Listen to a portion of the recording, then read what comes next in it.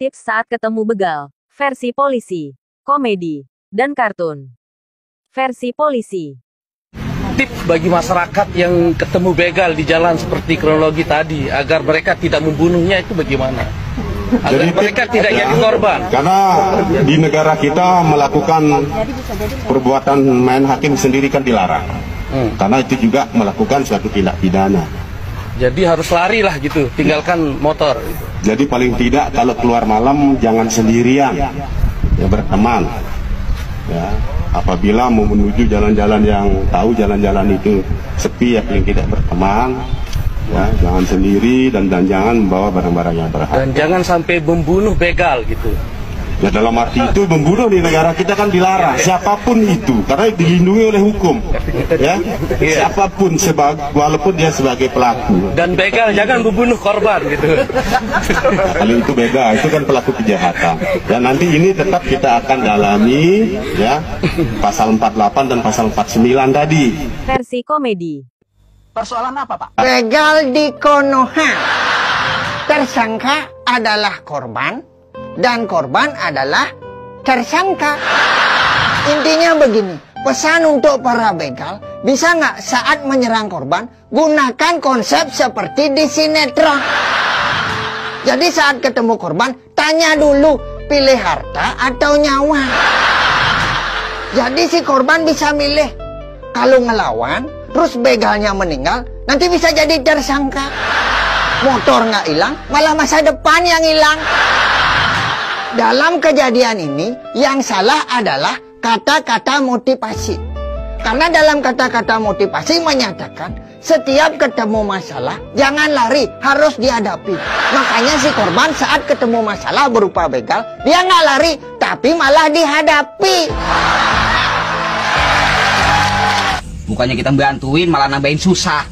Versi kartun. Jadi masyarakat bingung, saya pun bingung gitu Pak. Katakanlah saya ini dibegal. Ini kan para manusia biadab, beban masyarakat, sampah masyarakat ini tuh lagi nyoba ngerampas harta saya gitu Pak. Dengan segala cara, termasuk meninggoin saya gitu.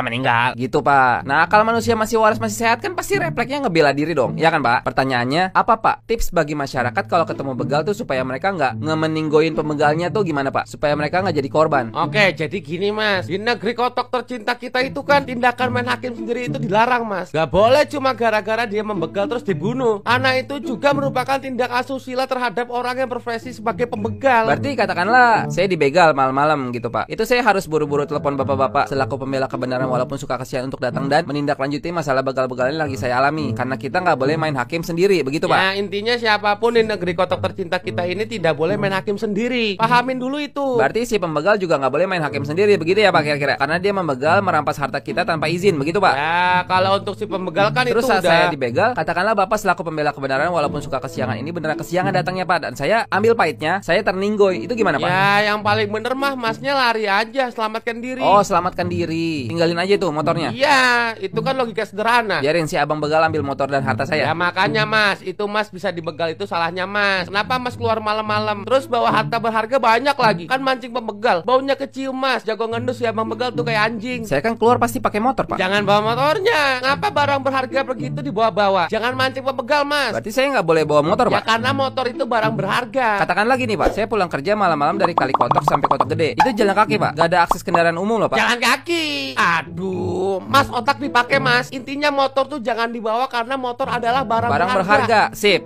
Makin paham makin cerdas ini mindset. Berarti abang pembegal gak boleh bawa motor ya Pak, karena motor adalah barang berharga. Ya kalau untuk si pembegal itu kan Mas. Katakanlah saya dari Kali Kotok sampai Kotok Gede itu beneran jalan kaki Pak. Terus saya tetap dibegal. Mereka pengen rampas tas saya, itu gimana Pak? Jangan dibawa Mas tasnya. Ini orang kagak paham-paham ya. Tapi kan saya kerja ya bawa barang bawaan dong Pak. Laptop, duit, rakit nyamuk. Aduh, laptop pakai dibawa-bawa lagi, mancing banget, mancing ya. Kalau emang terpaksa. Ya, katakanlah saya terpaksa bawa laptop karena saya pekerja. Ya, kalau emang terpaksa, paling tidak tuh Mas jangan sendirian, ajak teman jalan bareng. Saya jalan kaki dari Kali Kotok sampai Kotok Gede itu ngajak teman Pak. Lah iya, biar seenggaknya ada yang nemenin. Temen saya nemenin tuh fungsinya apa Pak? Ya biar bisa ngelawan balik lah kalau dibegal.